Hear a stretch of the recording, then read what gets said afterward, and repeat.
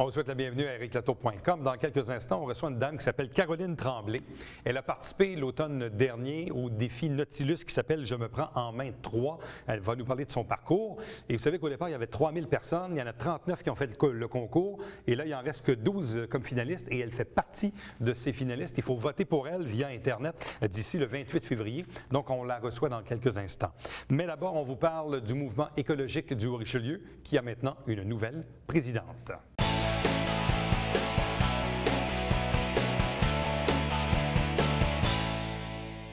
Le mouvement écologique du Haut-Richelieu est toujours bien en vie, avec d'ailleurs une nouvelle présidente qui est avec nous ce soir, Marie Tremblay. Bonsoir et bienvenue. Bonsoir, merci. Et toujours le même vice-président, Maxime Tremblay, qui est toujours en selle. Bonsoir et bienvenue. Bonsoir. Donc, dans les dernières années, on était, évidemment, habitué de voir Marc Jetten, qui était votre président. Qu'est-ce qui fait que vous avez accepté la présidence de l'organisme? C'est un concours de circonstances, en fait. Je voulais m'impliquer, puis Marc Jetten ne souhaitait pas se représenter. Maxime est à la maîtrise en développement, en environnement, en fait, donc la place était libre, puis les membres m'ont accepté. Est-ce que vous étiez déjà militante au sein du mouvement depuis un certain temps? Je dois avouer que non. J'avais l'intention de m'impliquer au sein de la communauté de Saint-Jean, mais je suis une nouvelle arrivante dans la ville. Bon, vous étiez où avant? J'étais à Montréal. Et qu'est-ce qui fait que vous habitez Saint-Jean maintenant? Mon copain. OK, c'est une bonne raison. Et pourquoi ce désir d'implication dans un organisme comme le mouvement écologique? L'environnement, ça me tient vraiment à cœur. Puis j'ai étudié en urbanisme. Donc, évidemment, l'environnement au sein de la ville, c'est des enjeux qui me rejoignent, finalement. Bon, Maxime, on le sait, dans les dernières années, il y a eu plusieurs dossiers chauds. Bon, notamment, on le sait, le boisé de Douglas. Là, on a parlé beaucoup dans la dernière année du boisé des Colibris, le boisé Fortier. Puis même parfois, dans vos interventions au conseil, vous nommez d'autres boisés que je ne connais même pas. Bref, c'est quoi un peu... Je vous entends souvent parler de l'inventaire qui, au fil des ans, est en appauvrissement sur le territoire. Parfois, vous citez des pourcentages en faisant des comparaisons avec d'autres régions au Québec. Quel est le topo de la situation à la ville de Saint-Jean-sur-Richelieu en ce moment? Je pourrais parler peut-être du plan de conservation que la ville préconise pour essayer de conserver les bois en zone blanche, en zone urbaine. Je pense que la ville a fait vraiment des efforts dernièrement pour essayer de, disons, améliorer le plan de conservation, notamment, entre autres, le bois fortier. Présentement, c'est en voie d'être acquis. Ce n'est pas encore acquis selon la ville, mais toutes les démarches sont là. On dit qu'il y a 80 des bois urbains qui devraient être conservés. C'est sûr que nous, au mouvement écologique, on voudrait que ça soit l'ensemble intégral des bois qui soient conservés parce qu'on a vraiment un pourcentage qui est faible, d'autant plus que dans la politique environnementale, on prône zéro perte nette. Donc, c'est sûr que... Mais je pense que la Ville fait des efforts pour, même à notre insu, là, pour essayer de voir s'il n'y a pas d'autres parcelles qui peuvent être acquises. Là. Parce qu'évidemment, le plan de conservation, et on le sait, la Ville donc projetait soit de compenser ou d'acheter des terrains et tout ça sous l'ancienne administration. Ça va probablement se poursuivre avec celle qui est là en place. Évidemment, il y a quand même des sommes d'argent assez importantes. Dans le cas du boisé des Colibris, est-ce que le débat n'a pas un peu dévié? Parce que dans la dernière année, on dit, bon, on veut protéger le boisé, puis là, on disait, le complexe sportif, on va le mettre ici. D'autres qui disaient, non, on va le mettre là. Puis là, on disait, on va juste couper des arbres matures ici. Là, très honnêtement, pour le commun des mortels, c'est très difficile de s'y retrouver à savoir c'est quoi vraiment le meilleur emplacement pour le complexe sportif. Oui, en effet, parce que c'est complexe, c'est un jeu de mots, parce que la situation est complexe aussi, parce que la ville...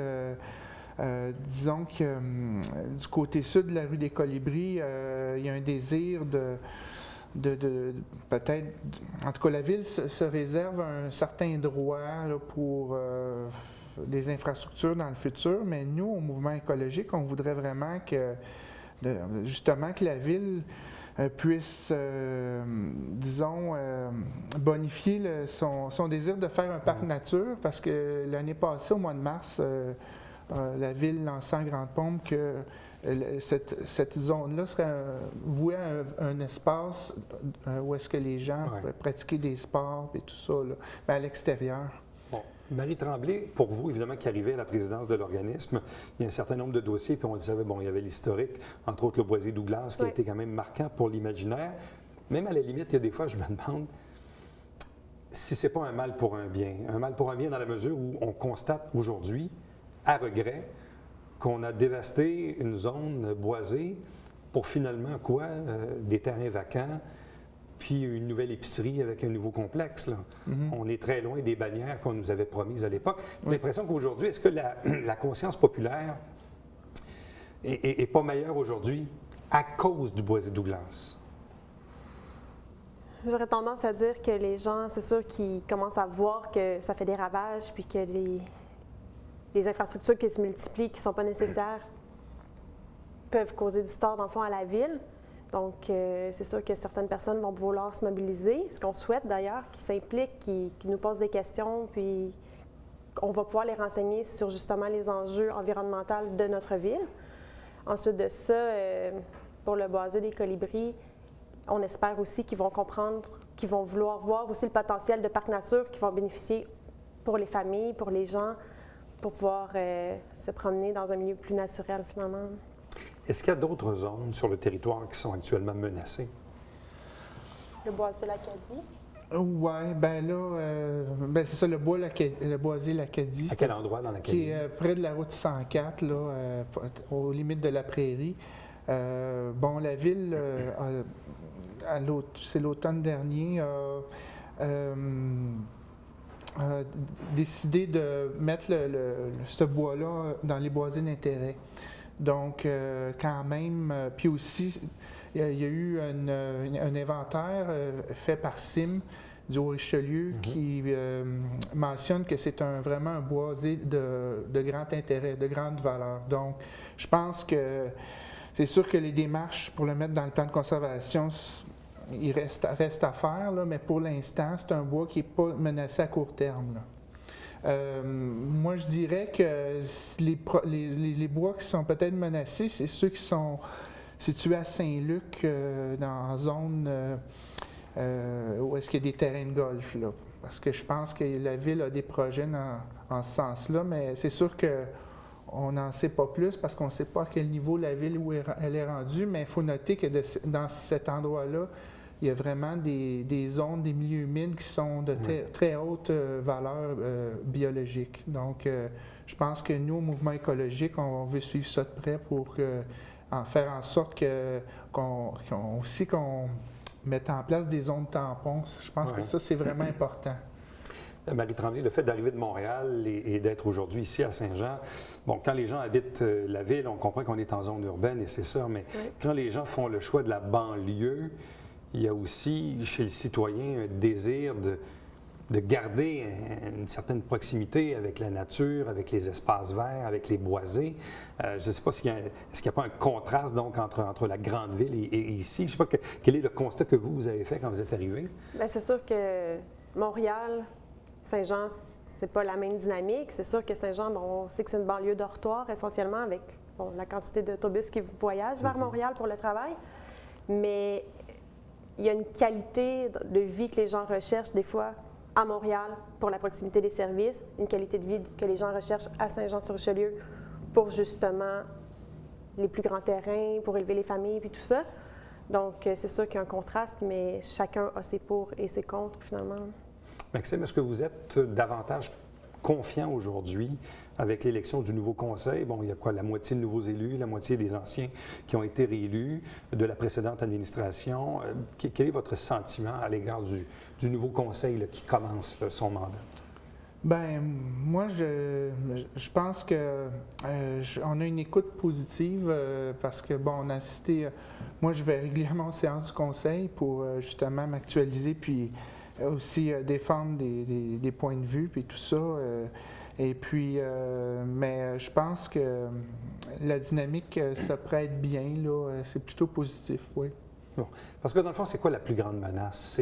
C'est le développement domiciliaire parce que, tu sais, on regarde quand même l'ensemble de la Rive-Sud, où une ville comme Chambly, maintenant, touche pratiquement la 35. On le sait, nous, à Saint-Luc, ça touche presque la prairie. Le 10-30 s'est construit. Bref, l'étalement urbain est à son meilleur, on s'entend, là. Ouais, et l'automobile aussi. Là. Oui, effectivement. Puis je pense que, bon, d'une part, il y a les terres agricoles qui normalement sont protégées par la Commission de protection du territoire agricole.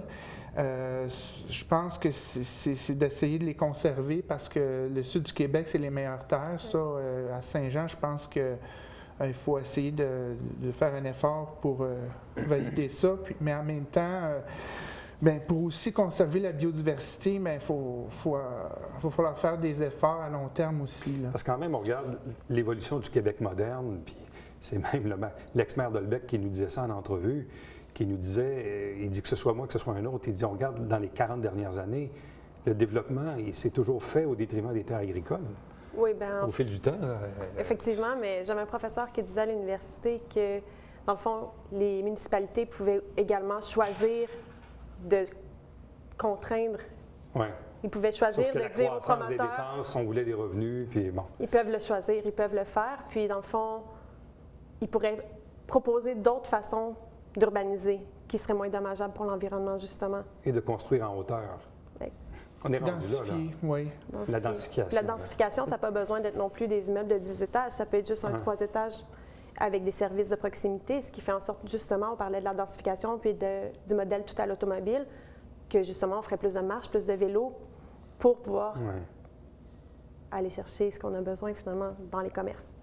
Oui, parce que le Festival du Bungalow, ça fait plus de ravages, disons. Ça élargit. Vous êtes combien dans le mouvement écologique? Vous êtes combien de membres? En ce moment, on est 8 sur le CA.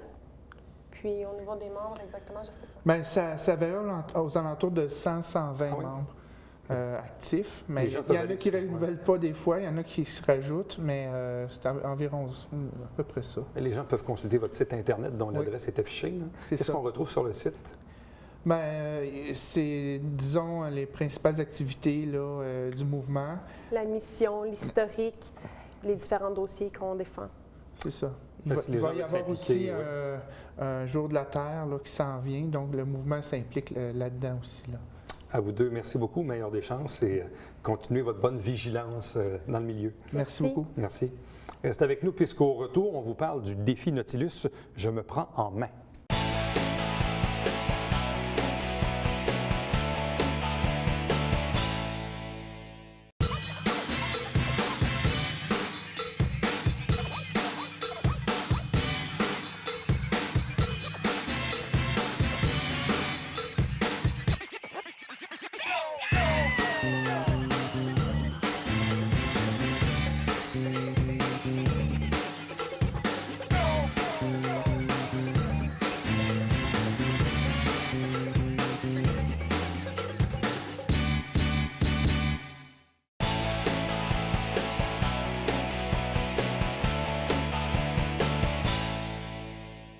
On dit souvent que le mois de janvier est propice aux résolutions, soit celle d'arrêter de fumer ou de perdre du poids, mais il y en a parfois qui ont pris des résolutions peut-être un peu plus hâtives, c'est-à-dire au cours de l'été ou du printemps ou de l'automne dernier, je devrais dire, dans le cadre du défi « Je me prends en main 3 » organisé par Nautilus, et l'une des résidentes de Saint-Jean-sur-Richelieu y a participé. Elle était avec nous et s'appelle Caroline Tremblay. Bonsoir et bienvenue. Bonsoir, merci beaucoup. Bon, expliquez-nous d'abord comment fonctionne ce concept de programme, parce qu'on sait il y a une multitude d'émissions de télé sur les pertes de poids, il y a des programmes dans les revues. Bref, qu'est-ce qui distingue, disons, ce programme de Nautilus? Alors, cet été, Nautilus Plus a lancé un concours qui est le défi « Je me prends en main 3 ». C'est la 3e édition de ce concours. Du mois d'août, du 10 août au 10 novembre, on recrutait des finalistes là, pour participer à ce fameux défi. J'ai posé ma candidature tout bonnement, comme plus de 3000 personnes à travers le Québec, pour représenter l'une des 39 succursales, soit évidemment celle de ma ville, Saint-Jean-sur-Richelieu. Et j'ai été présélectionnée, rencontrée en entrevue et l'Eura est choisi pour représenter notre Nautilus ici. Donc, 39 personnes Tout à fait, qui sont 39. Sélectionnées sur à travers le Québec. 3000. Oui, personnes pour représenter les 39 succursales de Nautilus qu'on a ici au Québec. Bon, et juste ici à Saint-Jean, il y avait combien d'inscrits? Je ne pourrais pas vous dire. Plusieurs personnes. Et on était 4 présélectionnés. On a été rencontrés en entrevue par Karine Larose, qui est directrice aux communications et ses consoeurs de travail. Et puis là, suite aux réponses, aux questionnements, savoir vérifier notre motivation, comment on peut pallier entre se concilier, famille, travail et tout ça. Et selon vous, c'est quoi qui a fait la différence? Ce qui a fait la différence? Pourrais-tu choisir? Je ne le sais pas. Non? Honnêtement, ce qui a pu faire la différence, j'étais motivée, j'étais sincère, j'étais moi-même. Je pense que j'ai laissé transparaître ma volonté d'arriver à des changements. Et ça, mais d'abord et avant tout, pourquoi s'inscrire? Parce que quelqu'un pourrait nous dire, je pourrais perdre du poids chez moi, puis bon. Mais pourquoi participer à ça? J'avais déjà tenté à l'automne, donc un an plus tôt, je m'étais inscrite chez Nautilus et pour des raisons de manque de motivation, un petit peu de santé, on dirait, j'ai eu une opération, j'ai dû subir une opération, on dirait que j'avais trouvé ma défaite pour arrêter. Je me suis un petit peu laissée aller, j'ai pas continué dans cette bonne voie-là. Donc quand en fait, je me suis inscrite au défi la dernière journée, la dernière soirée, la journée limite. Et devant mon ordinateur, si vous me demandez ce que j'ai répondu, je ne me rappelle pas. Et à la fin du défi, on m'a remis une copie de cette lettre que j'avais composée. C'était très touchant pour moi, puis je pense que ça a pu les toucher aussi parce que pour moi, c'était l'ultime. C'était une espèce de cri très sincère. J'étais pas bien avec moi-même. L'image que je voyais quand je me croisais au miroir, c'était vraiment pas... c'était pas la Caroline que je connaissais. J'ai toujours été mince. Toujours plus mince, en tout cas, et là, avec les grossesses, avec une certaine médication que j'ai dû prendre qui avait parmi tant d'autres des effets secondaires, c'est ce qui m'est arrivé. Donc, j'étais plus bien. Alors, je pense qu'en composant, en tout cas, cette lettre-là, il y avait beaucoup d'émotions, elle était empreinte d'émotions, puis je pense que ça a su... Donc, on est passé de 3 000 à 39 participants. Et là, qu'on arrive à une étape où là, maintenant, il y a quoi? Il y a une dizaine de finalistes? Nous sommes 6 femmes et 6 hommes qui avons été sélectionnés parmi les 39. Donc, tout au long... Et qui faisait cette sélection? Il y avait Karine Larosse, évidemment, son équipe chez Nautilus Plus, mais il y avait 15 professionnels de la santé, du domaine de la santé et de l'éducation physique qui, avec des critères déjà préétablis, avaient devant eux les 39 participants et devaient savoir où provenait la succursale, parce qu'on... Puis chacun, on se fixait aussi un objectif de départ, mais ces gens-là ne voyaient pas quel était notre objectif et si on l'avait atteint. Fait que tout ce qu'il y avait, c'était la photo du avant et du après de la transformation. Et là, devait choisir, parce que c'était le mandat du défi, faire une transformation fulgurante, spectaculaire, en 90 jours, donc en 3 mois. Et ça, en changeant nos habitudes de vie et en additionnant à notre rythme de vie, l'activité physique. En même temps, ce qui m'a beaucoup étonné, parce qu'aujourd'hui, je suis allé me promener sur le site Internet pour voir un peu c'était quoi le concours et tout ça. Souvent, l'image qu'on a depuis quelques années, surtout probablement à la télé, c'est des pertes de poids de 150 livres, puis 50 du poids, puis on regarde Qui perd gagne, puis les autres émissions. Alors que je regardais aujourd'hui les 12 finalistes, justement, on parle de perte de poids de 30, 35 livres. Un petit peu plus chez les hommes, mais chez les femmes, on était vraiment tout entre 20 et 35. On ne parle pas de 150 livres, là. Non. Donc, on parle de monsieur, madame, tout le monde. Oui, c'est ça. Je pense que c'est plus facile de s'identifier. Qui ont un surpoids qui n'est pas si énorme que ça, mais qui peut être un peu, comme vous le dites tantôt, agaçant. Est-ce que vous, en quoi, c'est une perte d'à peu près ça, 35 livres? Oui, tout à fait. 30 livres, puis maintenant 40 depuis la fin du défi. Parce que ça continue, vous comprenez? On change les habitudes de vie, donc ça reste. C'est ce qui est le plaisir de ce programme-là. C'est pas une perte de poids énorme, mais aux yeux de la personne qui perd ce 30, 35, 40 livres-là, en quoi ça a changé votre vie? Au niveau de l'estime de moi-même, de l'image que je vois, au niveau de la confiance en soi, je pense que ça se dégage autant à l'extérieur qu'à l'intérieur. Je suis vraiment mieux avec moi-même. On parle de l'image, mais c'est pas tout. Au niveau aussi du bien-être. Tu sais, j'ai 2 jeunes garçons, Hugo a 8 ans, Alex a 5 ans.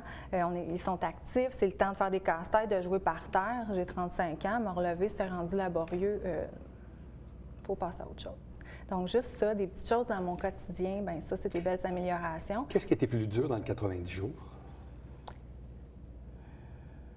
C'est drôle, j'ai l'impression que ça fait déjà tellement longtemps. Ça fait déjà ça fait 2 mois que c'est terminé. C'est de changer son alimentation, c'est d'aller au gym. Je veux dire, qu'est-ce qui est plus dur? Non, pour moi, l'alimentation, ça c'est clair, c'était un mode de vie, c'était une solution. Je ne suis pas quelqu'un qui adore cuisiner. Donc, pour moi, tout ce que j'ai été chercher avec la nutritionniste, C'était facilitant, c'est vraiment un super bonus à ma vie. Probablement plus l'activité physique parce que oui, je suis quelqu'un qui est sédentaire à la base. Donc, plus jeune, j'ai participé à toutes sortes de cours.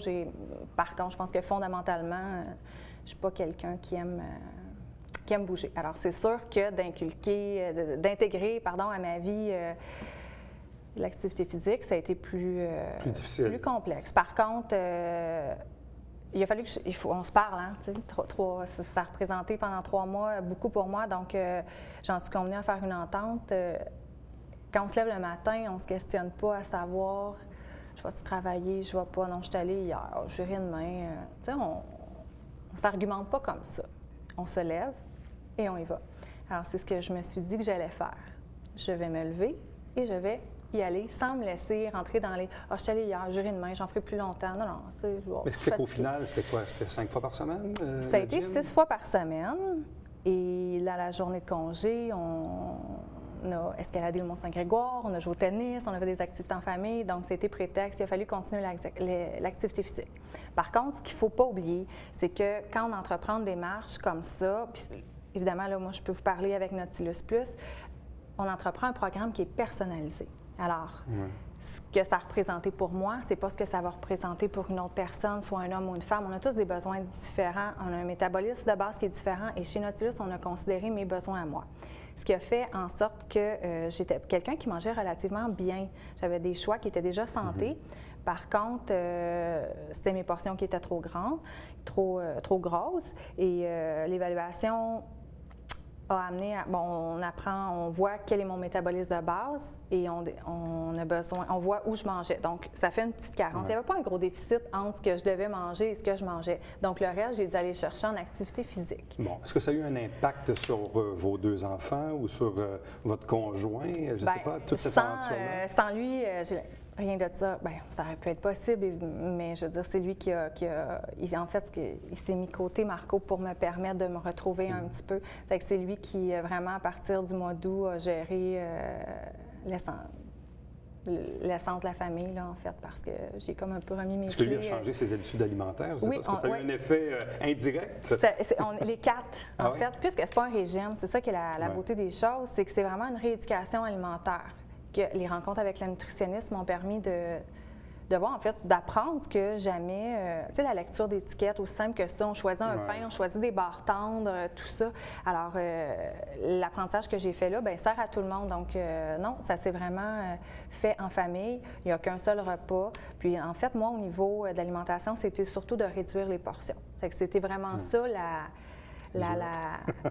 En fait, oui, mais si on rajoute plein de beaux légumes, là, ça, on finit qu'on est super bien, puis on n'a plus faim. Sur le site internet www.nautilusplus.com/affaires/concours, oui, tout à fait. On voit donc les 12 finalistes, dont vous-même. Il y a des capsules vidéo également. Exact. Et il y a même un outil amusant là, pour voir le... Et ça, Est-ce que vous le faites, ça, le truc? Ça a été ma source de motivation l'année passée en regardant... C'est comme on glisse avec la souris. On là, voit ma on est au début, on est à la fin. C'est ça. Oui. C'est avec fierté que je me rends à la fin. Et c'était ma source de motivation. L'année passée, je regardais la version 2 du défi, Geneviève Boutin, et puis je pleurais parce que je les regardais voir leur transformation, puis je me disais, lorsqu'ils traversent de l'autre côté de l'ordinateur, puis qu'ils voient après 3 mois d'effort le résultat, ça m'émouvait, ça venait me chercher. Là, les gens, ils doivent voter, hein, c'est ça? Oui, les gens doivent voter. Jusqu'au 28 février? Exactement. Qu'est-ce que les gens, ils se rendent sur le site web? Oui, c'est bien simple, dans le fond. Ils cliquent sur...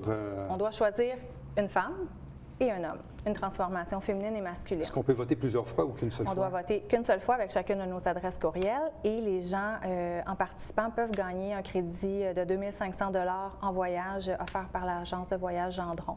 Donc, c'est pas à négliger. C'est quand même intéressant. Il y a un beau prix, là, un voyage. Bon, et là, vous êtes aussi dans la vie psychoéducatrice. Éducatrice spécialisée. Éducatrice spécialisée, pardon, à l'école primaire à l'Acadie. Exactement. Est-ce que vos élèves ou les gens de votre entourage, vos collègues, ont aussi remarqué la nouvelle Caroline? Oui, c'est sûr. Puis ça fait une vague aussi autour de nous, là, ma sœur, la famille, tout le monde, les collègues aussi. Puis ça me fait plaisir de pouvoir aussi transmettre des informations. Je parlais tantôt de lecture d'étiquettes. Aussi simple que ça. Tu sais, on culpabilise. Bien là, on a la façon de bien s'alimenter. Et le défi du maintien? Oui, tout le monde en parle, ce défi du maintien. Mais je pense qu'en changeant les habitudes, quand ce n'est pas un régime, quand ce n'est pas quelque chose qui est temporaire puis qui peut tranquillement s'estomper avec la motivation, quand on change nos habitudes de vie, ça apporte beaucoup plus de chances de réussir.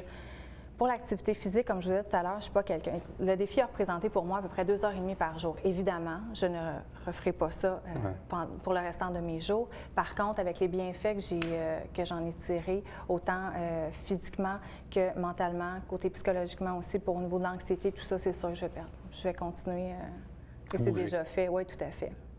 Caroline Tremblay, merci beaucoup. Félicitations. J'apprécie, merci. Puis on invite les gens, bien sûr, à aller voter pour vous sur l'adresse qui est indiquée au bas de l'écran. Donc, vous avez jusqu'au 28 février pour voter une fois avec une adresse courriel. Donc, si vous avez 5 adresses courriel, bien, vous pouvez voter 5 fois. Merci. C'est bien ça. Merci beaucoup. Bonne chance. Merci beaucoup. Restez avec nous. Au retour, on vous présente le Babillard quotidien.